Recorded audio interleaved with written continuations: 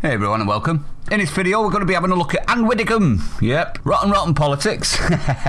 And I do believe that we have rotten politics, and I'm not using that as an exaggeration. As she was on GB News last night with Patrick Christie on The Big Question, and she answered a few very good questions, I might add, from the public. So I thought we'd run through the best three, because she nails it in my honest opinion. But before we do, please don't forget to hit the subscribe and the bell icon and like and share and all of the rest of the gubbins. You'd be doing me a massive favour. Anyway, let's get into this. Now, the first question she was asked by the public was, what is your view on woke culture?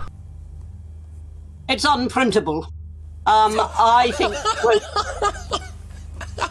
that woke culture is exceptionally dangerous.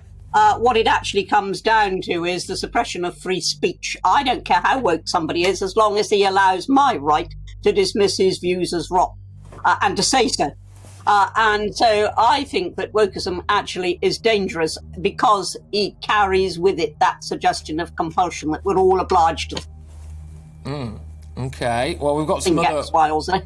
Pretty good answer, wasn't it? Next up, how can we push back against cancel culture and woke culture? By actually getting active about it. Now, you know, if big companies pull adverts, as they tried to do with GB News, I mean, we all remember this, if they pull advertising because a handful of woke people have complained, then what actually has to happen is that hundreds of people who resent that have to themselves complain and get active and complain with their feet and say, we're not going into your stores anymore if you're going to pursue this line. That's the only way. As long as people lie down in a supine in the face of the threat, nothing's going to happen. But if we get up and fight it, it will. And finally, the question of all questions.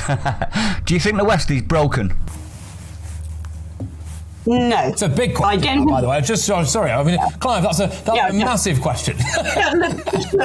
little sort of bagatelle at the end. No, I don't think it's broken, but I do think it's facing exceptional challenges. But it's done that before.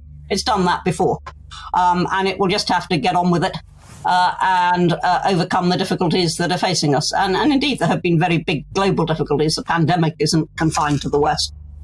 Now, let me say, Anne was correct on all counts as far as I can tell. Woke culture is stifling freedom of speech. But I'd also argue it's cancelling all freedoms this nation fought and died to preserve before now. I don't think the West is broken either. I think we're in trouble. Don't get me wrong, I think we're in trouble, but not broken yet. And that leads to the answer I believe can change it all. And that is, if a company or organisation decides to bow to the 3.5 angry, bitter, weak-willed left waffen, scouring the net for victims so they can feel hard in the mum's understairs, then we, me, you and everybody else that's listening, need in numbers to boycott, i.e. punish by restricting cash flow to the companies and organisations that bow. We need to get active. The time for sitting and crying over our most loved things being systematically cancelled, removed and hidden has ended.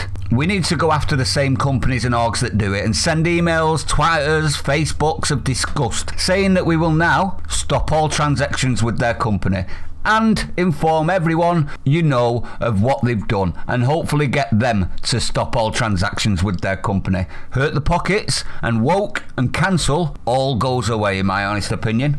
The reason it works is due to no pushback. Time to hold everybody and every company to account that bows to this stifling of freedom. But what say you, everyone? Let me know what you think in the comments. If you're new to the channel, don't forget to hit the like, comment, subscribe, hit the bell icon, share it out. Please share it out, everyone. Stay sane. Let's start the pushback, and I'll see you on the next one.